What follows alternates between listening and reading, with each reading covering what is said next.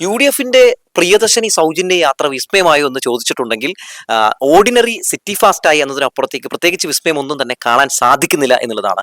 മാത്രവുമല്ല ഇന്ന് മുതലാണ് സ്ത്രീകൾക്ക് സൗജന്യ യാത്ര ഓർഡിനറിയിൽ കൊടുത്തു തുടങ്ങിയിരിക്കുന്നത്. പക്ഷേ ഇന്ന് രാവിലെ മുതൽ തന്നെ പരക്കെ വിമർശനങ്ങളും പരക്കെ പ്രതിഷേധങ്ങളും ഈ ഒരു പദ്ധതിയുമായി ബന്ധപ്പെട്ടുകൊണ്ട് വലിയ രീതിയിലുള്ള വിമർശനങ്ങളൊക്കെ ഓരോ ഭാഗത്തു നിന്നും ഉയർന്നു വന്നുകൊണ്ടിരിക്കുകയാണ്. മാത്രവുമല്ല ഈ പരിപാടിയുടെ ഉദ്ഘാടനം ചെയ്ത് മുഖ്യമന്ത്രി VD സതീശൻ പ്രസംഗിച്ചത് പോലും വലിയ വിവാദത്തിലേക്ക് വഴിവെച്ചിരിക്കുകയാണ്.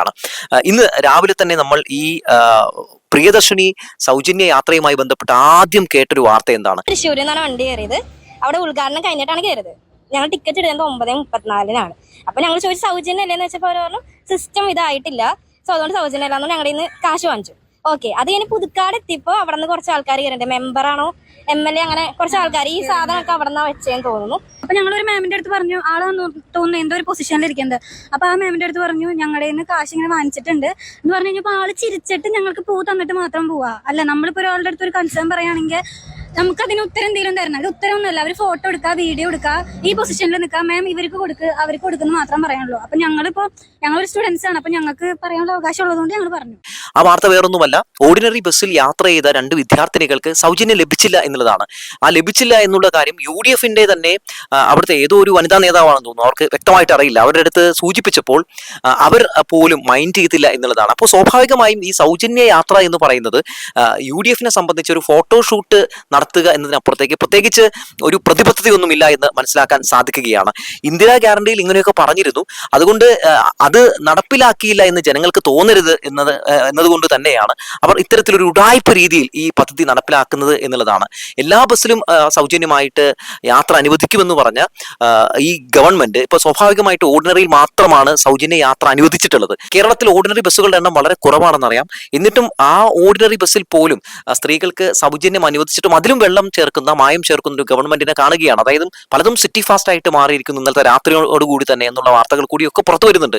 അപ്പോൾ സ്വാഭാവികമായും ഈ പ്രതിപക്ഷത്തിന്റെ ഒരു രീതിയിലുള്ള വിമർശനങ്ങൾക്കും വിധേയരാക്കപ്പെടാതിരിക്കാൻ വേണ്ടിയും ഇത് സഭയിൽ ഉന്നയിക്കുന്ന സാഹചര്യം ഉണ്ടായിട്ടുണ്ടെങ്കിൽ പിടിച്ചു നിർത്താൻ വേണ്ടിയും ഒക്കെ VD സതീശൻ എന്ന സൂത്രശാലിയായ മുഖ്യമന്ത്രി കളിക്കുന്ന ഒരു ഗെയിം ആയിട്ടാണ് എനിക്ക് ഇത് തോന്നുന്നത്. ഇത് സ്വാഭാവികമായും ഇവർക്ക് വലിയ ഒരു കമ്മിറ്റ്മെന്റ്സ് വെച്ച് ചെയ്യുന്ന ഒരു പദ്ധതി ആയിരുന്നുവെങ്കിൽ KSRTCയിലെ എല്ലാ KSRTCയിലും ഇവർ പറയുന്നത് പോലെ സ്ത്രീകൾക്ക് സൗജന്യമായിട്ട് യാത്ര അനുവദിക്കുമായിരുന്നു. പക്ഷേ ഇവിടെ അത് കാണാൻ സാധിക്കുന്നില്ല എന്നുള്ളതാണ്. മാത്രമല്ല 800 കോടി രൂപയാണ് പ്രതിവർഷം ഇതുമായി ബന്ധപ്പെട്ട് കൊടുക്കുന്നത് എന്നൊക്കെ VD സതീശൻ തന്നെ പറയുന്നുണ്ട്. VD സതീശൻ അങ്ങനെ പറയുമ്പോഴും സ്വാഭാവികമായി ഉയർന്നു വരുന്ന ചോദ്യം, നിങ്ങൾ പ്രകടന പത്രികയിൽ ഇത്തരത്തിലുള്ള കാര്യങ്ങൾ എല്ലാ ബസ്സിലും സൗജന്യമായിട്ട് സ്ത്രീകൾക്ക് യാത്ര അനുവദിക്കുമെന്ന് പറഞ്ഞപ്പോഴും നിങ്ങൾ ഇതിനെ പറ്റിയിട്ടൊക്കെ പഠിച്ചിരുന്നില്ല എന്നൊരു ചോദ്യം ഉയർന്നു വരുന്നുണ്ട്. അപ്പോൾ മൊത്തത്തിൽ ഈ സർക്കാർ ഈ ഇന്ദിരാ ഗ്യാരണ്ടിയുമായി ബന്ധപ്പെട്ട് പെട്ട അവസ്ഥയിലാണ്, അങ്ങനെ പെട്ടിരിക്കുന്ന അവസ്ഥയിലാണ് ഇത്തരത്തിൽ ഒരു ഈ പദ്ധതി നടപ്പിലാക്കി വലിയ രീതിയിൽ തന്നെ ഒരു പേരെടുത്തുകൊണ്ട് ഞങ്ങൾ സ്ത്രീകൾക്കൊപ്പമാണ്, ഞങ്ങൾ പറയുന്നതൊക്കെ പ്രാവർത്തികമാക്കുന്നവരാണെന്ന് വരുത്തീർക്കാൻ വേണ്ടി ശ്രമം നടത്തിയത്. പക്ഷെ അമ്പേ പരാജയമായിരിക്കുന്നു. ഇന്ന് നടത്തിയ അദ്ദേഹത്തിന്റെ പ്രസംഗവും വലിയ രീതിയിൽ തന്നെ ഒരു വിവാദത്തിലേക്ക് മാറിയിരിക്കുകയാണ്. എന്തുകൊണ്ട് പുരുഷന്മാർക്ക് സൗജന്യം അനുവദിക്കുന്നില്ല എന്ന് ചോദിച്ചപ്പോൾ അദ്ദേഹം പറഞ്ഞത് പുരുഷന്മാർക്ക് സൗജന്യം അനുവദിച്ചിട്ടുണ്ടെങ്കിൽ ആ പണം വീട്ടിലേക്ക് എത്തില്ല എന്നാണ് പറഞ്ഞത്, മറിച്ച് അത് സർക്കാരിന് തന്നെ എത്തുമെന്നും അദ്ദേഹം പറയുന്നുണ്ട്. അതായത് നമ്മുടെ നാട്ടിലെ ജോലി എടുക്കുന്ന അല്ലെങ്കിൽ KSRTCയിൽ യാത്ര ചെയ്യുന്ന പുരുഷന്മാരെയൊക്കെ അപമാനിക്കുന്ന രീതിയിലുള്ള അധിക്ഷേപിക്കുന്ന രീതിയിലുള്ള ഒരു പരാമർശമാണ് കേരളത്തിന്റെ മുഖ്യമന്ത്രിയുടെ ഭാഗത്തു നിന്ന് ഉണ്ടായിട്ടുള്ളത് എന്നുള്ളത് ഏറ്റവും പ്രധാനപ്പെട്ട കാര്യമാണ്. അതുകൊണ്ട് തന്നെ നിരവധി ആളുകൾ, നിരവധി പുരുഷന്മാർ ഒക്കെ ശക്തമായിട്ടുള്ള പ്രതിഷേധം രേഖപ്പെടുത്തിക്കൊണ്ട് സമൂഹ മാധ്യമങ്ങളിലൊക്കെ അവർ രംഗത്തേക്ക് വരുന്ന കാഴ്ചയും ഒക്കെ നമ്മൾ കണ്ടുകൊണ്ടിരിക്കുകയാണ്. മെൻസ് അസോസിയേഷൻ അവർ ഭയങ്കരമായ പ്രതിഷേധമാണ്. സ്ത്രീകൾക്ക് മാത്രം സൗജന്യം കൊടുക്കാൻ പോകുന്നു എന്നുള്ള ഒരു പ്രതിഷേധമാണ്. അപ്പോൾ അവർ വേറെ ബസ്സിലൊക്കെ യാത്ര ചെയ്യുന്നുണ്ട്. അതൊരു രസകരമായ ഒരു കാര്യം കൂടിയായിട്ടാണ് ഞാൻ കാണുന്നത്. അതിനോടൊന്നും നമുക്കൊരു വിരോധമില്ല. പക്ഷെ എല്ലാ പ്രശ്നം എന്താ, സൗജന്യം കൊടുത്താൽ ഈ ബാക്കി വരുന്ന പകുതി കുറച്ച് പേര് കൊടുക്കും വീട്ടിൽ, ബാക്കി അവിടെ പോവും. ഞാൻ പറയില്ല, ഗവൺമെൻറ്റിന് കിട്ടും പൈസ, സർക്കാരിന് കുഴപ്പമൊന്നും ഉണ്ടാവില്ല, പോയില്ല. അപ്പോൾ ഇവർക്കൊന്ന് കൊടുക്കട്ടെ. മാത്രമല്ല ഇപ്പോൾ ഈ പ്രിയദർശിനി പദ്ധതി ഒരു ഭരണഘടനാ ലംഘനമാണെന്നും വേണ്ടത്ര പഠനം നടത്താതെയൊക്കെയാണ് ഇത് നടപ്പിലാക്കിയതെന്നൊക്കെ പറഞ്ഞുകൊണ്ട് ഇപ്പോൾ ഒരു ഹർജി കൂടി ഹൈക്കോടതിയിൽ എത്തിയിട്ടുള്ള വാർത്ത കൂടി ഇതിനോടകം തന്നെ പുറത്തു വരികയാണ്. അപ്പോൾ മൊത്തത്തിൽ വലിയ രീതിയിലുള്ള പ്രതിഷേധങ്ങൾ വരുന്നു. സ്വകാര്യ ബസ് ഉടമകളുടെ പ്രതിഷേധം ഒരു ഭാഗത്തുണ്ട്. അവർ പുരുഷന്മാർക്ക് ചില ലിറ്റിൽ ഫ്ലവർ എന്ന് പറയുന്ന ബസ്സിലെ മുതലാളി ആ ബസ്സിൽ യാത്ര ചെയ്യുന്ന പുരുഷന്മാർക്ക് സൗജന്യമായിട്ട് യാത്ര അനുവദിക്കുന്ന കാഴ്ച, അങ്ങനെ നിരവധി പ്രതിഷേധങ്ങളുടെ പല രീതിയിലുള്ള കാര്യങ്ങൾ നമ്മൾ ഇവിടെ കണ്ടുകൊണ്ടിരിക്കുകയാണ്. ഒപ്പം ഈ പദ്ധതി ഉദ്ദേശിച്ച രീതിയിൽ തന്നെ പ്രാവർത്തികമാകുന്നില്ല. ഈ പദ്ധതിക്ക് ഉദ്ദേശിച്ച ഒരു മൈലേജ് കിട്ടുന്നില്ല എന്നുള്ള കാര്യം കൂടി നമ്മൾ മനസ്സിലാക്കുകയാണ്. വലതുപക്ഷ മാധ്യമങ്ങൾ ഈ ഒരു പദ്ധതി വലിയ വിജയമായെന്ന രീതിയിൽ കൊട്ടിയാഘോഷിക്കാൻ വേണ്ടി ശ്രമം നടത്തുമ്പോഴും ഒരു ഭാഗത്ത് വലിയ രീതിയിലുള്ള പ്രതിഷേധങ്ങൾ ഉയർന്നു കേൾക്കുകയാണ്. ഒപ്പം പല സ്ത്രീകളും തങ്ങൾക്ക് എല്ലാ ബസ്സുകളിലും സൗജന്യമായിട്ട് യാത്ര കിട്ടാത്തതിന്റെ ദേഷ്യവും അവർ പ്രകടിപ്പിക്കുന്നുണ്ട്. എന്തുകൊണ്ടെന്നാൽ ഇത്തരത്തിൽ എല്ലാ ബസ്സുകളും യാത്ര ഫ്രീ ആയിട്ട് അനുവദിക്കും എന്ന രീതിയിലായിരുന്നല്ലോ പ്രകടന പത്രികയിൽ കൊടുത്തിരുന്നത്. എന്നിട്ടും KSRTCയിലെ എല്ലാ ബസ്സുകളിലും യാത്ര അനുവദിക്കാത്ത പക്ഷവും ഒപ്പം ഓർഡിനറി ബസ്സുകൾ പല രീതിയിൽ തന്നെ സിറ്റി ഫാസ്റ്റുകളാക്കി മാറ്റുന്ന വാർത്തകളും ഒക്കെ കാണുമ്പോൾ സ്വാഭാവികമായും സ്ത്രീകൾ അവർ കട്ടക്കലിപ്പാവും. അതുകൊണ്ട് മുഖ്യമന്ത്രി ആദ്യം ചെയ്യേണ്ട ഒരു കാര്യം എന്തെന്ന് വെച്ചിട്ടുണ്ടെങ്കിൽ നടപ്പിലാക്കാൻ പറ്റുന്ന കാര്യങ്ങൾ മാത്രം പ്രഖ്യാപിക്കുക എന്നുള്ളതാണ്. മുഖ്യമന്ത്രി ആദ്യം ചെയ്യേണ്ട ഒരു കാര്യം എന്തെന്ന് വെച്ചാൽ എല്ലാം പഠിച്ച ശേഷം മാത്രം അവതരിപ്പിക്കുക എന്നുള്ളതാണ്. നമ്മുടെ സംസ്ഥാനത്തിന്റെ ഒരു സാമ്പത്തിക സ്ഥിതി പോലും മോശമാക്കുന്ന രീതിയിലുള്ള ഒരു പ്രഖ്യാപനം നമ്മുടെ ഗവൺമെന്റിന്റെ ഭാഗത്ത് ഉണ്ടാകുന്നുണ്ടോ എന്ന ആശങ്ക പോലും പലർക്കും ഉണ്ട് എന്നുള്ളതാണ്. നമുക്കറിയാം KSRTCയിൽ ഒരുപാട് ആളുകൾ വർക്ക് ചെയ്യുന്നുണ്ട്. ഒരുപാട് ആളുകൾ ഉപജീവനമാർഗമാണ് ഈ പറയുന്ന KSRTC എന്ന് പറയുന്ന ആ മേഖല തകർത്ത് കളയുന്ന രീതിയിലുള്ള ഒരു പ്രഖ്യാപനം തന്നെയാണ് നടത്തിയിട്ടുള്ളത്. മാത്രമല്ല സ്ത്രീകൾക്ക് മാത്രമായി ഇത്തരത്തിൽ സൗജന്യ യാത്ര അനുവദിക്കുമ്പോൾ പുരുഷന്മാർക്ക് എന്തുകൊണ്ടില്ല എന്ന ചോദ്യത്തിന് ആ പൈസ വീട്ടിലെത്തില്ല എന്ന് പറയുന്നത് കൊണ്ടൊന്നും കാര്യമില്ല.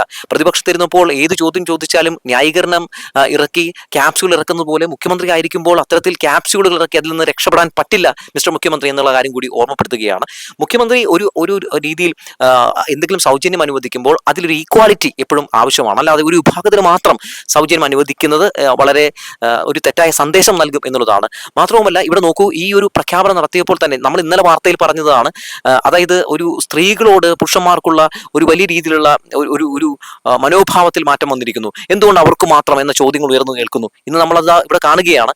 അത്തരത്തിൽ സ്ത്രീകൾക്കെതിരെ ഒരു പുരുഷന്മാർക്ക് ഒരു വിരോധം തോന്നുന്ന രീതിയിലേക്ക് ഈ പദ്ധതി മാറുന്നു എന്ന പ്രത്യേകത കൂടി നമുക്ക് ഇവിടെ കാണേണ്ടതുണ്ട്, ഇവിടെ കാണാൻ കഴിയുന്നുണ്ട്. മറ്റൊരു പ്രധാനപ്പെട്ട കാര്യം എന്താണ്, ഈ പദ്ധതി നടപ്പിലാക്കുമ്പോഴും ഈ വിദ്യാർത്ഥികൾ, സ്കൂളിൽ പോകുന്ന കുട്ടികൾ, ഇവർക്കൊന്നും ഈ പറയുന്ന സൗജന്യം ലഭ്യമാക്കാത്തതും ഒരു വലിയ പോരായ്മ തന്നെയാണ്. അതുകൊണ്ടാണ് മുഖ്യമന്ത്രി ആദ്യം ചെയ്യേണ്ടത് പഠിക്കാൻ പോകുന്ന കുട്ടികൾക്കാണ് സൗജന്യം ആവശ്യമെന്നുള്ള വസ്തുത തിരിച്ചറിയേണ്ടതുണ്ട്.